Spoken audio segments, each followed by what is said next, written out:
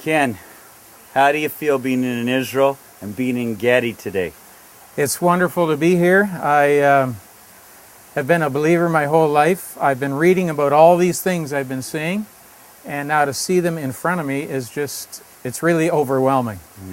It's really overwhelming. There's a couple thoughts, though, that have come to the forefront, and that's what I wanted to share today. Oh, well, we got a daily focus for you. All right. On the shores of the Dead Sea, just down that way, right here in En Gedi.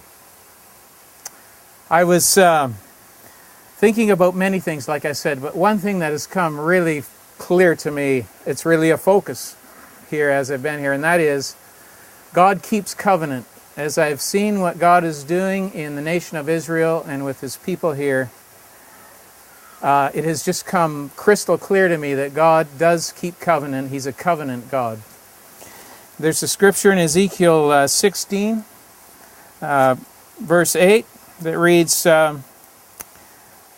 Later I passed by, and when I looked at you and saw that you were old enough for love, I spread the corner of my garment over you and covered your nakedness.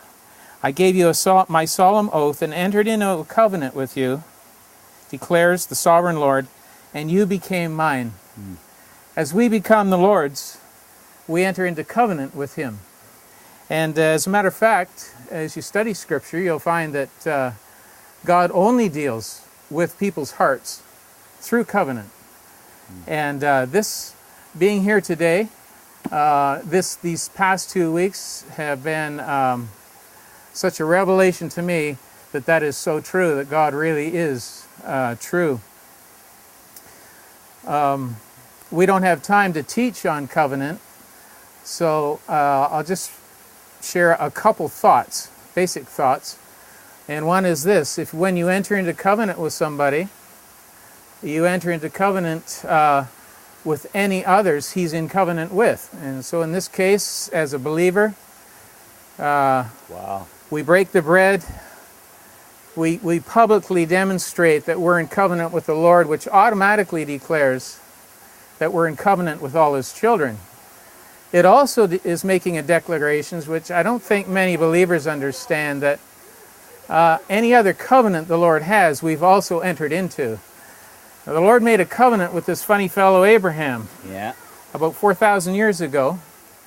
And that covenant said, to your seed and to your descendants, I will give this land.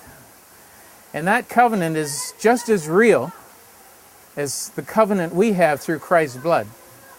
And so for a believer to take a position that says, well, I really don't want anything to do with Israel or what's going on there, is the same as saying I do not want anything to do with Christ or what He's doing. It's the exact same thing. It's to turn your back on the Lord.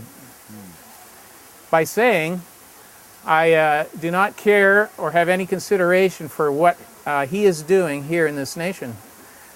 So my prayer, which has been, but it's now going to be intensified, is, Lord, what do you have for me? With not just my covenant with you, but with your covenant, which is now my covenant, with the nation of Israel. And now I'm committed now to seek God on this and say, Lord, speak to me.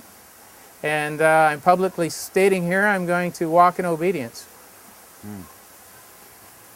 Let this be your focus today. God bless you from En Gedi, from Israel. Shalom.